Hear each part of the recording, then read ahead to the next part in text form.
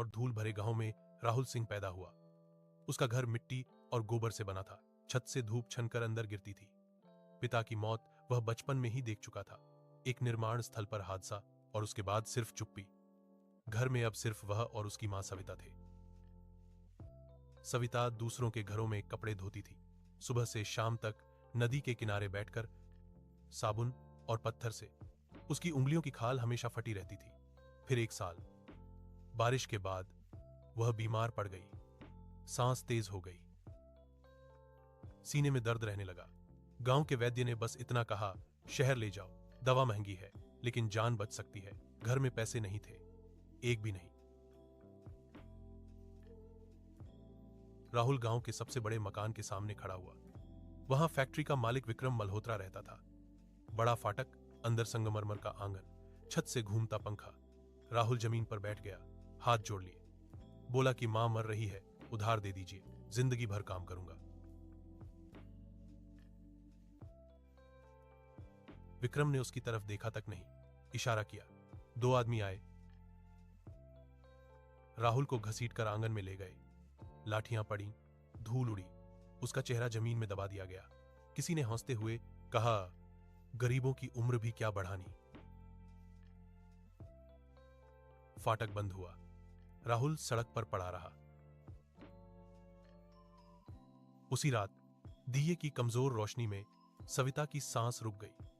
राहुल ने उसे पकड़े रखा देर तक। सुबह नदी किनारे उसने अकेले उसका अंतिम संस्कार किया। धुआं आसमान में घुल गया, उसकी आंखों से आंसू नहीं निकले। अगले दिन वह गांव छोड़कर निकल पड़ा। सबसे सस्ती ट्रेन में खुले दरवाजे के पास खड़ा होकर वह मुंबई पहुंचा। शहर पहले से जाग रहा था। शोर, भीड़, बदबू और उम्मीद सब एक साथ। उसने निर्माण स्थल पर काम किया। सुबह 5 बजे लाइन में खड़ा होना, ठेकेदार की उंगली का इंतजार। चुने गए तो काम, नहीं तो भूख।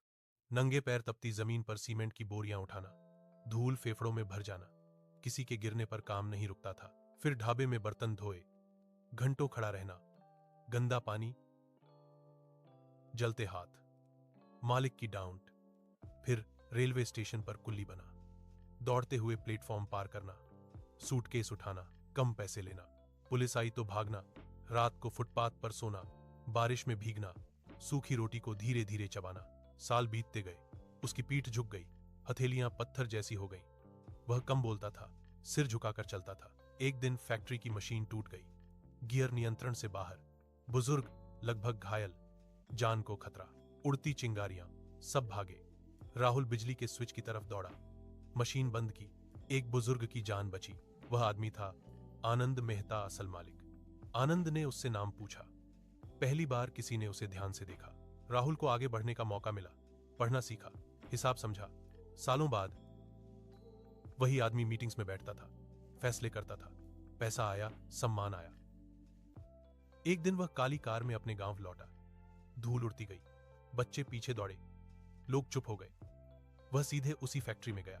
विक्रम मल्होत्रा के सामने कॉन्ट्रैक्ट रखा गया। नाम पढ़ते ही उसके हाथ कांप गए। राहुल सिंह। फैक्ट्री बिक चुकी थी। नई व्यवस्था आई, मजदूरों को सही मजदूरी, इलाज, इज्जत मिली। लोग राहुल का नाम लेने लगे। शाम को वह गांव के बाहर खड़ा हुआ। सूरज डूब रहा था। उसने मन ही मन कहा, मां, मैंने जिंदगी घुटनों पर नहीं जी,